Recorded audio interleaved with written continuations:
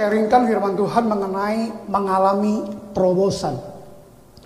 Kalau kita bicara itu mengenai terobosan, saudara, itu berbicara juga mengenai penghalang. Berbicara juga mengenai hambatan. Bagaimana kita bisa menyingkirkan yang namanya penghalang itu, menyingkirkan yang namanya penghambat itu, sehingga apa yang kita cita-citakan pada akhirnya itu menjadi bagian kita dan kesampaian apa yang kita inginkan. Nah, saudara kekasih, saya akan mempelajari pada hari ini mengenai seorang yang katakan lahir buta dan hidupnya kekurangan cara ekonomi, mengemis untuk bisa menafkahi hidupnya sendiri. Jadi dengan tubuh yang cacat itu, dengan mata yang buta itu, dia menjadi pengemis, saudara. Sehingga pada akhirnya dia ketemu sama Tuhan dan hidupnya mengalami terobosan yang luar biasa. Mari kita akan membuka firman Tuhan di dalam Kitab Ulangan pasal 28. Kitab Ulangan pasal 28 ayat yang ke-13. Kita akan membaca ayat ini bersama-sama supaya kita bisa mengerti arti ayat ini. Kitab Ulangan pasal 28 ayat 13, 1, 2, 3. Tuhan akan mengangkat engkau menjadi kepala dan bukan menjadi ekor. Engkau akan tetap naik dan bukan turun. Apabila engkau mendengarkan perintah Tuhan Allahmu yang kusampaikan pada hari ini, kau lakukan dengan setia. Sekali lagi, 1, 2, 3. Tuhan akan mengangkat engkau menjadi kepala dan bukan menjadi ekor. Engkau akan tetap naik dan bukan turun. Apabila engkau mendengarkan perintah Tuhan Allahmu yang kusampaikan pada hari ini, kau lakukan dengan setia. Saudara, ada satu kisah nyata. Lahir di Australia, daerah Brisbane, seorang yang lahir tanpa tangan, tanpa kaki. Dia hanya punya kaki ayam hanya 2 di kakinya. Saudaraku, kecil sekali. Lahir dari keluarga yang cacat. Bahkan dia sekolah, dia dibully sama teman-teman di sekolahnya. Bahkan dia sudah depresi yang sangat luar biasa dan dia mau bunuh diri di bathtub kamar mandi. Tiba-tiba dia ketemu sama seorang yang pembersih sekolah. Dia berkata bahwa kamu akan menjadi seorang pembicara, motivator. Nah, dari situ dia mulai termotivasi, saudara. Sehingga dia akhirnya terus yakin bahwa hidupnya ini pasti berhasil. Pasti punya masa depan. Berjalannya waktu, saudaraku, anak ini terus bertumbuh dan bertumbuh. Sehingga dia sampailah kepada jenjang universitas. Dan dia lulus sarjana akuntansi. Setelah itu dia menjadi seorang akuntan di daerah Australia, negara Australia, dan kemudian dia terus menjadi motivator. Dan dia juga menikah, saudaraku, dengan istri yang sempurna, tidak cacat, dan punya anak. Anaknya 4 juga tidak cacat, saudaraku. Sekarang menjadi motivator dunia dan menjadi orang yang sangat kaya dan diberkati luar biasa. Kita akan menyaksikan cuplikan video ini.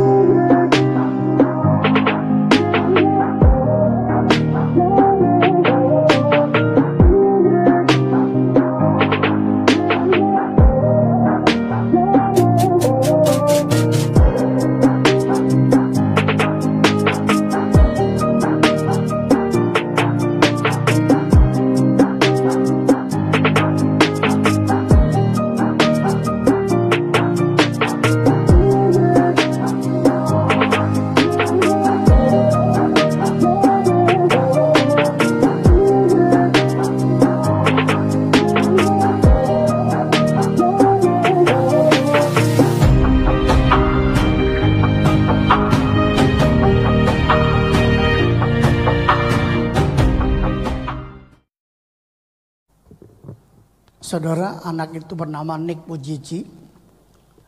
Dia adalah anak daripada seorang pendeta di Brisbane, Australia. Saudara, secara manusia kita sama Nick itu berbeda jauh. Kita ini sempurna, punya tangan, punya kaki, seluruh organ tubuh kita ini sempurna lengkap. Kalau Nick Pujiji mengalami terobosan breakthrough dalam hidupnya, menjadi orang yang begitu dipakai Tuhan dalam memotivasi banyak orang, bahkan juga menjadi seorang yang diberkati sangat luar biasa. Saya berdoa supaya Bapak Ibu Saudara semua juga menjadi orang-orang yang berhasil, yang sukses. Katakan amin. Firman Tuhan ini untuk saya secara pribadi, saudara, bahwa Tuhan akan berjanji dalam hidup saudara dan saya akan mengangkat kita, bukan menjadi bawahan atau ekor, tapi menjadi kepala. Akan terus kita naik dan naik, tidak akan turun. Saudara, ada pepatah dunia mengatakan begini, saudara. Hidup itu seperti roda. Kadang berputar dan berputar, kadang di atas dan kadang di bawah. Itu salah, saudara. Alkitab mengatakan bahwa Tuhan akan mengangkat engkau menjadi kepala, bukan menjadi ekor. Engkau akan terus naik dan bukan turun. Itu adalah kebenaran firman Tuhan yang kita harus yakini. Kita harus percayai bahwa tinggal menunggu waktu saja. Jemaat pasti menjadi orang-orang yang berhasil. Katakan amin. Saudara kekasih, kata terobosan, kalau saudara lihat di Kamus Besar Bahasa Indonesia, terobosan itu artinya, saudaraku, tindakan yang aktif untuk menembus penghalang dan rintangan. Sehingga kita boleh mengalami namanya kemajuan. Apa yang kita inginkan tercapai. Biasanya saudara, seseorang yang tahan di dalam rintangan, yang bertahan di dalam hambatan, yang berjuang dan berjuang terus, maka anak tersebut menjadi orang yang kuat, menjadi orang yang dewasa, menjadi orang yang tahan uji, tidak cengeng, saudara. Nah, kekristenan tidak menjanjikan jalan itu tanpa hambatan. Kekristenan tidak menjanjikan bebas hambatan. Tidak. Justru kekristenan mengajarkan kita melalui hambatan itulah kita harus berharap hanya kepada Tuhan Yesus. Katakan amin. Saudara, janji Tuhan dalam hidup saudara dan saya bahwa Tuhan akan mengangkat kita menjadi kepala. Nah, janji tinggal janji kalau kita nggak aktif. Kalau kita nggak ada respon yang positif. Kalau kita memiliki pikiran yang negatif thinking. Nick ketemu sama seorang pembersih sekolah atau office boy. Saudara, Nick dimotivasi bahwa kamu akan menjadi pembicara. Kamu menjadi orang yang hebat. Saudara. Sehingga pada akhirnya Nick yang sudah depresi, yang sudah katakan gak punya pengharapan lagi, bahkan sudah bunuh diri, percobaan di bathtub kamar mandi. Tetapi termotivasi itulah yang membangkitkan dia untuk dia terus bangkit dan bangkit dan bangkit sampai dia menyelesaikan universitas, sarjana ekonomi dan jurusan akuntansi. Sudah kita lihat tadi bahwa Nick istrinya sempurna, keempat anaknya sempurna. Itulah sebabnya saudara, mari saya dorong saudara, walaupun hambatan ada di depan kita, rintangan di depan kita, saudara jangan patah semangat, tetap maju, tetap semangat. Saudara kekasih, saya akan mempelajari di sini bahwa Tuhan Yesus itu mengalami yang namanya 3 kutuk. Di atas kayu salib Tuhan Yesus menanggung 3 kutuk. Dia menerobos 3 kutuk ini. Dan 3 kutuk ini yang ditakuti sama manusia sampai hari ini, saudara. Dan 3 kutuk ini ditanggung di atas kayu salib sama Tuhan. Itu kutuk kemiskinan. Ciri-ciri orang miskin adalah lapar, haus, telanjang. Tuhan Yesus di kayu salib dia lapar, saudara. Dia mengalami haus. Maaf kata saudaraku, hanya pakaian dalamnya yang ada. Semuanya habis. Sangat miskin. Tuhan menebus kita supaya saudara dan saya tidak mengalami yang namanya kemiskinan itu. Di minggu yang pertama Pak Andreas sampaikan mengenai kutuk, saudara. Kemiskinan adalah kutuk. Tetapi kita bisa mengubah kutuk itu menjadi berkat kalau kita percaya akan Tuhan. Seperti tadi saudaraku dalam Feast of Pentecost. Ketakutan dan kekuatan. Saudara, dalam Alkitab ini saudaraku, ada 365 kali kata takut. 1 tahun ada 365 hari. Jadi setiap hari firman Tuhan berkata jangan takut. Besok lagi jangan takut. Iblis selalu mendakwa kita supaya kita takut. Sehingga kita tidak bisa bangkit, tidak bisa berjuang, tidak bisa maju. Iblis hanya menghendaki supaya anak-anak Tuhan itu jatuh. Miskin. Dan tidak bisa apa-apa. Saudara, kutuk yang kedua yang Tuhan tanggung di kayu salib adalah kutuk sakit penyakit. Dari atas kepala Tuhan memakai mahkota duri. Tembus sampai ke lubang hidung saudara. Dia pakai mahkota duri dan tangannya dipaku. Saudara, sekujur tubuhnya Tuhan. Itu disalib dengan salib yang berkail. Begitu dicabut dagingnya mulai tersobek. Kaki Tuhan di atas salib dipaku. Bahkan lambung Tuhan ditombak. Sehingga darah dan air keluar. Ingat saudaraku, seorang ibu yang mau melahirkan ada 2 yang keluar. Darah dan air. Darah dan air inilah lambang kesakitan. Penyakit. Tuhan tanggung di kayu salib. Dengan satu tujuan supaya saudara dan saya itu tidak mengalami sakit yang parah. Sakit yang udah mau mati. Dan dia berkata sudah selesai. Saudara, dan kutuk yang ketiga adalah kutuk mati muda.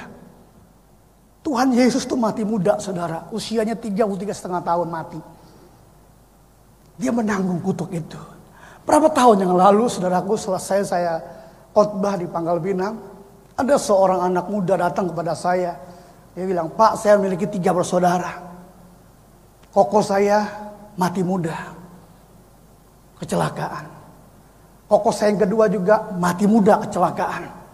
Pak, saya tidak mau mati muda. Saya dengar khotbah Bapak, Tuhan menebus kutuk mati muda. Saya bilang, iya. Saya doakan anak muda itu, saudara. Dan dia menangis. Dan puji Tuhan, saudara, sebenarnya waktu anak muda ini sudah menikah dan punya anak sampai hari ini. Kutuk itu kita mesti patahkan. Saudara, kutuk kemiskinan kita patahkan. Kutuk mati muda kita patahkan. Kutuk penyakit kita patahkan. Kenapa saudara? Di kayu salib Tuhan menanggung 3 kutuk ini. Dan dia berkata sudah selesai. Saudara, jangan lagi tanggung kutuk itu. Saudara kekasih, Tuhan sudah menerobos ini semua. Kita akan belajar saudaraku dalam Injil Lukas 18. Mari kita akan buka Alkitab kita. Lukas 18 ayat yang ke-35. Saya bacakan. Waktu Yesus hampir tiba di Yeriko. Minggu yang lalu Pak Andres sampaikan mengenai Sakius di Yeriko. Sama satu daerah. Ada seorang buta yang duduk di pinggir jalan dan mengemis. Seorang Bartimius ada 2 kata, Bar dan Timius. Bar itu artinya putra, Timius itu marga bapaknya. Jadi putra Timius. Anak Timius, saudara. Nah, Bartimius lahir itu buta. Kalau buta nggak bisa apa-apa, nggak bisa melihat. Tetapi orang buta, maaf saudaraku, punya kelebihan di telinga. Nah, dengan tubuh yang cacat ini, yang buta ini saudaraku, dia tidak bisa bekerja selayaknya kita, orang yang normal. Maka dia menjadi pengemis. Saudara bisa tahu ya, sudah sakit, miskin lagi. Biasanya orang miskin jangan sakit saudaraku. Nah, ini Bartimius ini nggak mau saudaraku yang kasih. Selamanya mengalami namanya kebutaan. Atau mengemis. Bartimius dengan mengalami terobosan. Dan itu juga sama dengan saudara. Saudara melihat mungkin keluargamu sakit. Tidak mau lama-lama sakit. Kalau bisa pengen cepat sembuh. Mungkin lihat keluargamu kekurangan cara ekonomi. Saudara mungkin pasti berdoa supaya keluargamu itu ditolong sama Tuhan. Supaya dia bisa mapan hidupnya. Gak mau lama-lama kita susah. Gak mau lama-lama kita menderita. Dan itu sama dengan Bartimius, saudara. Saudara kekasih, Bartimius ingin mengalami terobosan. Selanjutnya kita akan melihat. Saudara, jika Anda mau apa-apa, jika Anda kena apa-apa, jika Anda ada apa-apa, berdoalah. Saudara, berdoa ini saya sudah lakukan. Kurang lebih 10 tahun yang lalu. Kandungan istri saya ada virus yang namanya CNV.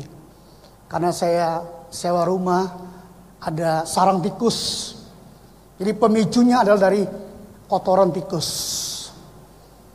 Secara kedokteran, dilihat di USG, virus ini bisa mematikan perut janin. Bahkan juga bisa merusak seluruh organ tubuh dan motoriknya. Tapi saya sebagai hamba Tuhan, sebagai pendeta, saya nggak mau anak saya cacat. Saya berdoa sama Tuhan. Bukan hanya berdoa, saudara. Saya puasa 3 hari nggak makan, nggak minum. Hari ketiga sangat lemas sekali dan hampir pingsan. Saya berkata, Tuhan, saya membela janin anak saya. Saya tidak mau anak saya cacat. Berjalannya waktu Tuhan menjawab doa saya. Saudara, hasilnya bagus. Dan bisa melahirkan secara normal. Dan anak ini bertumbuh dengan sehat. Berikan kemuliaan bagi Tuhan Yesus. Kalau saudara ada apa-apa, kena apa-apa, dan ada apa-apa, berdoa. Tapi berdoa yang bagaimana? Yang Tuhan kehendaki. Contoh, saudara punya anak. Anak saudara meminta sesuatu sama saudara. Anak ini mulai baikin saudara. Wah, rajin banget. Bisa ngambil hati saudara. Akhirnya dia minta, Pak, aku meminta makanan. Saya percaya seorang bapak, seorang ibu, kalau anak sudah bisa mengambil hati orang tuanya, itu pasti orang tuanya akan tergerak. Betul? Untuk memberikan. Mari Bapak Ibu Saudara, kita bisa ambil hatinya Tuhan. Bagaimana caranya? Ya kita menyenangkan hati Tuhan dengan puji-pujian. Lewat penyembahan. Lewat kehidupan kita sama Tuhan. Saudara kekasih, berdoa dan berdoa. Makanya dalam 1 Tesalonika 5:17 ayat yang paling terpendek adalah tetaplah berdoa. Tetaplah berdoa. Kalau jemaat punya masalah, datang pada pendeta. Pendeta hanya nasihati, tetaplah berdoa. Tetaplah berdoa. Cinta ditolak, datang pada pendeta, tetaplah berdoa. Jangan dukun bertindak, saudara. Mari kita akan melihat bagaimana mengalami terobosan hidup yang Bartimius alami. Yang pertama, milikilah iman. Mari kita buka di dalam Lukas 18 ayat 36 sampai dengan ayat 37. Waktu orang itu mendengar, ingat saudara, iman timbul dari pendengaran. Pendengaran akan firman Kristus. Makanya hamba Tuhan selalu berkhotbah begini saudaraku. Kalau sudah biasa menghadiri pesta, kalau sudah biasa menghadiri ya kan tempat-tempat hiburan, ke pantai, ke restoran, kemana-mana, masa ke gereja aja nggak berani sih? Ke gereja aja 1,5 jam. Kadang ke tempat pesta bisa lebih dari 1,5 jam. Saudara, jadi artinya apa saudara yang kasih? Kalau kita memiliki kerinduan untuk mencari Tuhan di gereja, kita bisa mengambil hatinya Tuhan. Begitu kita berdoa, kita bisa sesuatu, saya percaya Tuhan pasti menjawab doa kita. Katakan amin. Mendengar suara Tuhan lewat apa? Channel YouTube, khotbah. Saya sambung lagi saudaraku. Waktu orang itu mendengar, orang banyak lewat, ia bertanya, apa itu? Kata orang kepadanya, Yesus orang Nazaret lewat. Karena dia nggak bisa melihat, Bartimius ini tanya. Dia sudah mendengar kayaknya seperti ada rombongan orang lewat. Dia tanya apa itu? Saudara, Bartimius memiliki iman. Ingat saudara, Tuhan datang kedua kalinya, dia nggak bertanya berapa lama engkau jadi orang Kristen. Enggak. Sudah berapa lama engkau melayani? Enggak. Yang Tuhan tanya adalah, adakah iman di hatiku, di hatimu, di bumi ini? Yang Tuhan tanya adalah, adakah iman di hatiku, di hatimu, di dunia ini? Jika ada iman di hati kita, di hati saudara di dunia ini, maka Allah akan membenarkan kita. Katakan amin, saudara. Maka kita akan selamat bersama-sama dengan Tuhan masuk sorga. Di sorga kekal selama-lamanya. Di dunia hanya sementara.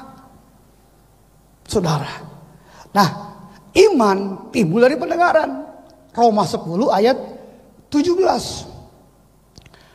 Nah, di sini Abraham dinamakan tuh bapak orang percaya. Karena Abraham lulus ujian iman. Saudara, 25 tahun Abraham berdoa minta anak. Baru Tuhan jawab, Ishak lahir.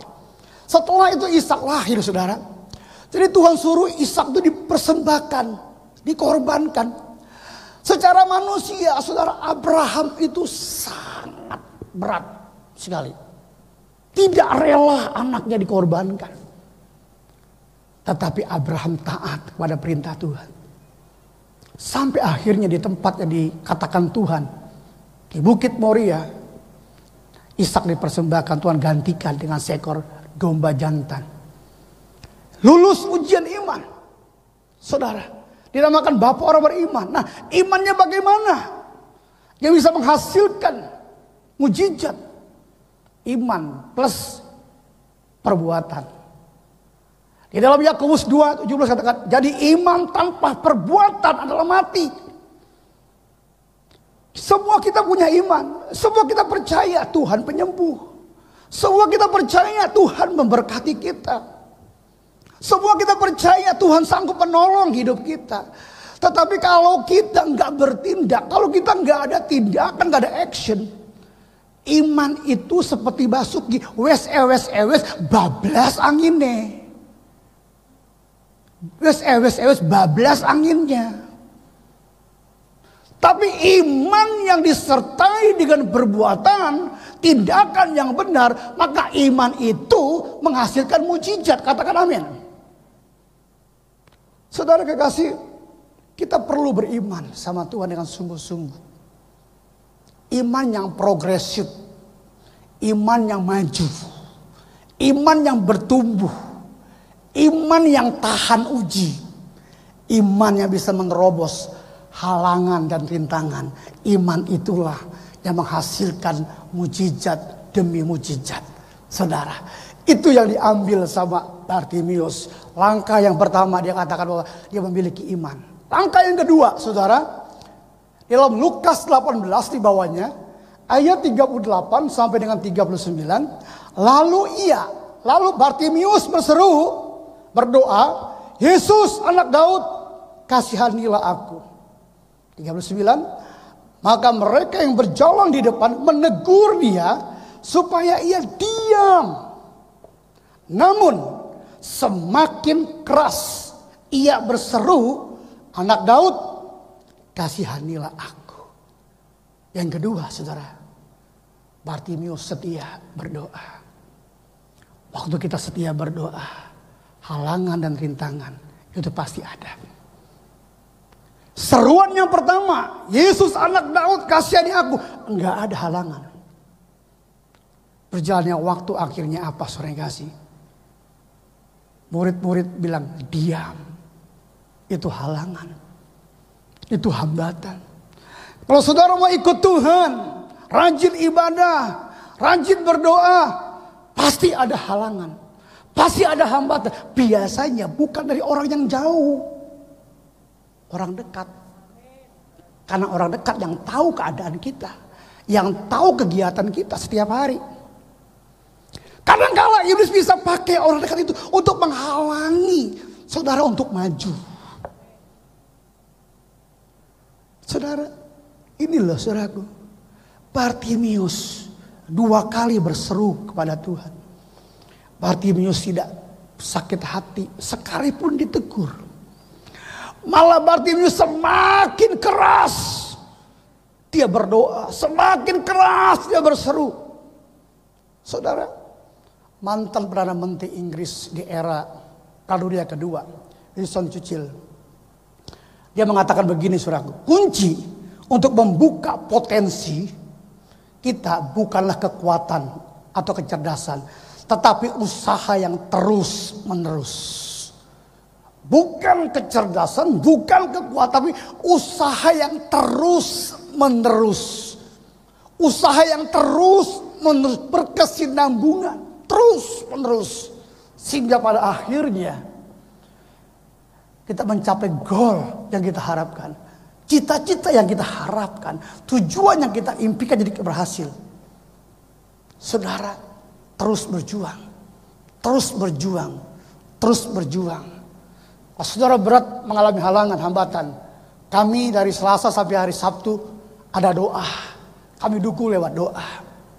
Supaya memperingan di alam roh, saudara bisa ringan itu semua. Sehingga di alam yang kelihatan, alam nyata, saudara bisa menang. Saudara, kalau alam roh kita bisa kuasai, maka alam nyata kita bisa kuasai juga. Tahukah saudara? Berkat doa keliling di pusat di Jakarta, saudaraku, pemerintah umumkan, saudara kasih, orang-orang yang berlawan dengan pemerintah. Karena alam roh sudah dikuasai lewat doa keliling, maka alam nyata dikuasai. Hukum ditegakkan, kebenaran diadilan ditegakkan. Saudara, karena apa? Karena lewat doa. Nah, saudara dikasih, ada seorang perempuan di Alkitab yang bernama Hana. Tuhan menutup kandungannya atau mandul. Secara kedokteran mandul. Sehingga saudara dikasih, setiap kali Hana ini mau datang ke rumah Tuhan, mau datang ke gereja, dihadang sama madunya, Penina. Sehingga Hana sakit hati. Hana pedih hati. Nah, itulah saudara kasih. Setan pakai madunya untuk menghalangi Hana. Jangan doa di gereja. Jangan doa di rumah Tuhan. Apa Hana mundur? Apa Hana kecewa? Saudara, Alkitab mengatakan dari tahun ke tahun Hana datang ke rumah Tuhan untuk berdoa. Seperjalanan sabat lamanya. 1 minggu perjalanan dari rumahnya di kota Ramah, gerejanya di kota Silo. 1 minggu perjalanan. Saya mau tanya saudara, berapa jam dari rumah ke sini? 1 minggu perjalanan Hana dari kota Ramah ke kota Silo. 1 minggu, dari tahun ke tahun. Saudara setia berdoa. Sehingga pada akhirnya selesai dia berdoa, saya berdoa, Hana bernasar, Hana berjanji. Kalau anak ini mengandung, kalau ada anak yang 2 kandungannya, maka anak kandungan ini akan aku persembahkan kepada Tuhan. Lahirlah Samuel. Tuhan bukakan kandungan daripada Hana. Dan Tuhan berikan Hana 5 anak, saudara. Dia berikan 1, Tuhan kasih 5 anak. Saudara kekasih, apa yang membuat Hana mengalami terobosan? Dia bisa halangi, dia bisa singkirkan halangan itu, rintangan itu. Sehingga dia mulai fokus kepada Tuhan. Aku tidak mau mandul. Karena mandul di Israel sana itu maaf kata aib. Aib. Hana gak mau kena aib. Hana mengalami terobosan. Kandungannya ditutup Tuhan, dibuka sama Tuhan. Karena melihat iman daripada Hana. Yang setia Hana berdoa. Yang ketiga saudaraku, apa yang membuat Bartimeus ini terus mengalami terobosan? Pertama, memiliki iman. Yang kedua, setia berdoa. Yang ketiga, Tuhan menjawab doanya daripada Bartimeus. Lukas 18 ayat 40 sampai dengan ayat 41. Lalu Yesus berhenti dan menyuruh membawa orang itu kepadanya. Dan ketika ia telah berada di dekatnya, Yesus bertanya kepadanya, apa yang kau kehendaki supaya aku perbuat bagimu? Jawab orang itu, Tuhan, supaya aku dapat melihat. Tuhan Yesus bertanya kepada Anda pagi hari ini, apa yang Anda kehendaki supaya Tuhan perbuat? Saudara punya pergumulan, saudara punya beban doa, persoalan. Tuhan tanya pada hari ini, Apa yang Anda kehendaki supaya Tuhan perbuat bagimu?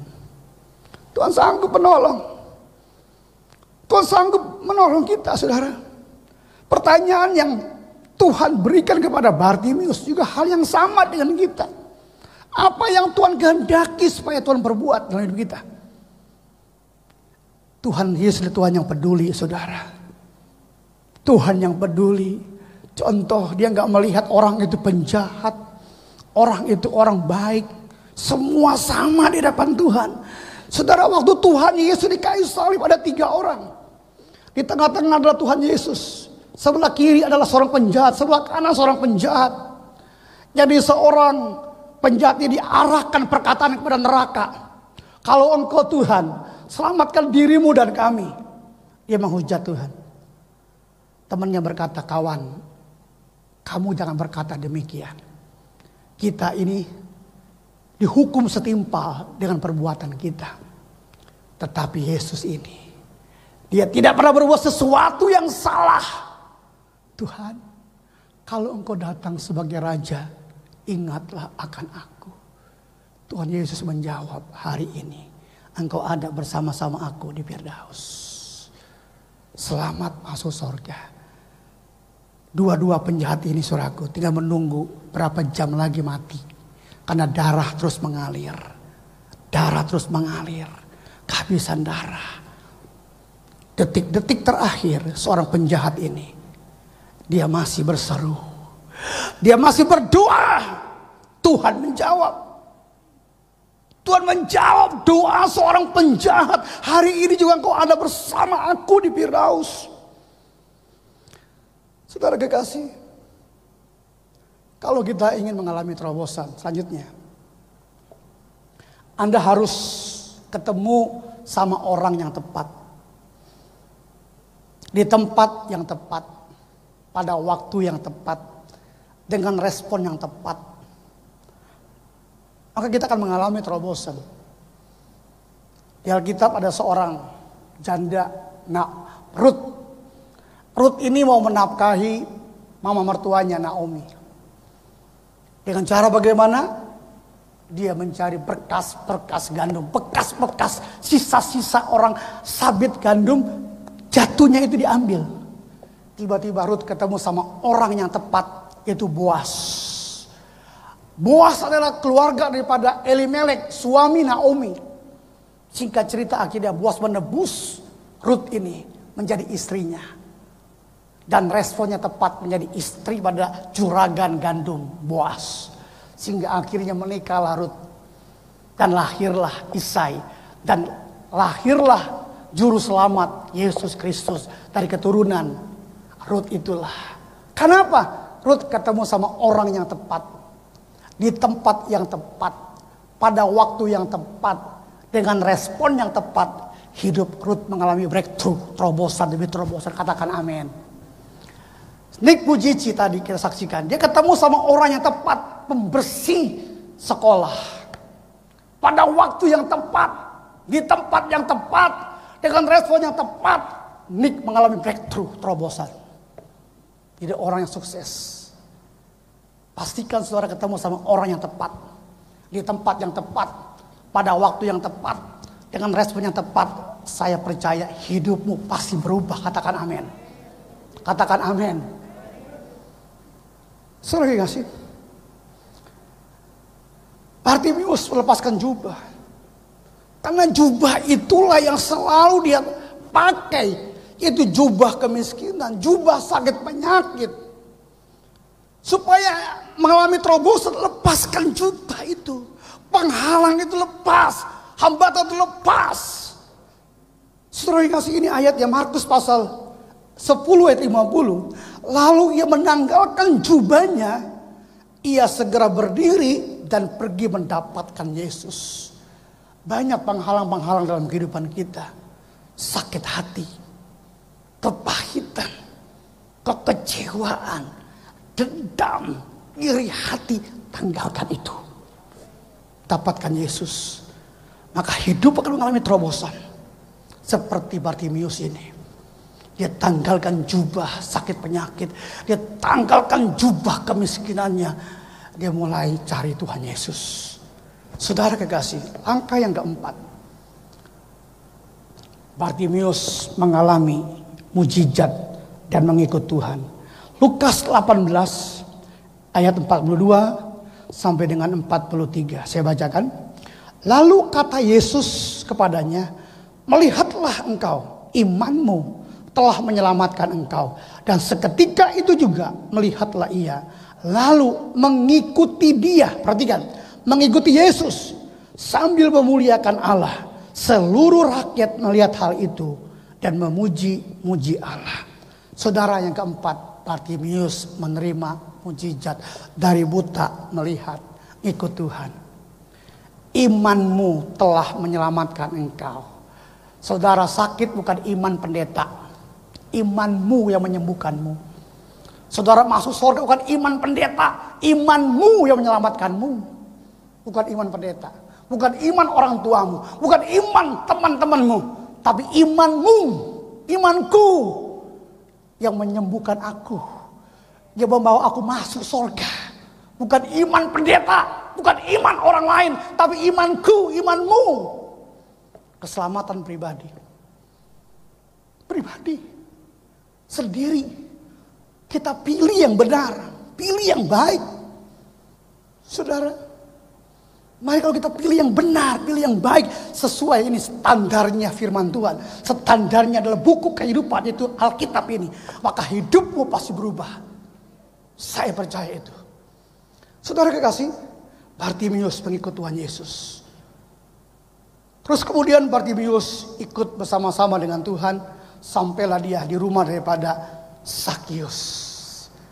Minggu pertama Pak Andreas sampaikan mengenai Sakius. Seorang pemungut cukai yang kaya raya. Dia berusaha ingin melihat Yesus. Naik ke pohon karena dia cebol. Dia pendek. Saudara, Tuhan datangin Sakius. Sakius, turun. Aku menumpang di rumahmu. Dia ikut. Waktu Tuhan jalan sama Sakius, orang mencemooh. Tuhan jalan orang berdosa. Tuhan jalan sama orang berdosa. Tuhan jalan sama orang berdosa. Dunia hanya bisa mencemooh, mencemooh, mencemooh, mencemooh. Singkirkan semua penghalang itu. Jangan kau dengar. Kalau engkau mengalami terobosan, Sakius, saudaraku, dicemooh sama orang banyak. Tuhan jalan sama orang berdosa. Saudara kekasih, Lukas 19 di bawahnya. Ini adalah perkataan daripada Sakius di depan Bartimius dan Tuhan Yesus. Bartimius orang pengemis, berubah, matanya sembuh. Ya, dari miskin, nggak punya apa-apa, seorang pengemis, dia ikut Tuhan. Apa perkataan Sakius di depan Bartimius dan Tuhan Yesus? Lukas 19 ayat 8. Tetapi Sakius berdiri dan berkata, Tuhan, setengah dari milikku akan kuberikan kepada orang miskin. Nah, di depannya Sakius itulah orang miskin bernama Bartimius. Ada yang memperkirakan kekayaan Sakius 3 triliun rupiah. Berarti Bartimius menerima berapa? 1,5 T. Dari pengemis miskin mendapat kesembuhan, matanya bisa melihat, dan dapat uang 1,5 T. Kaya gak? Ini terobosan. Ini breakthrough. Ini terobosan hidup. Itu dialami Bartimius. Saudara yang kasih, Bartimius baru saja menerima mujizat, buta melihat. Menerima berkat setengah dari kekayaan Sakius. Terobosan Bartimius, buta melihat. Pengemis miskin menjadi kaya. Kesimpulan khotbah saya, untuk mengalami terobosan saudara, miliki iman. Setia berdoa. Tuhan menjawab. Terima mujizat. Jangan lupa sinmung sama Tuhan Yesus. Melayani Tuhan. Ikut Tuhan Yesus. Tuhan memberkati.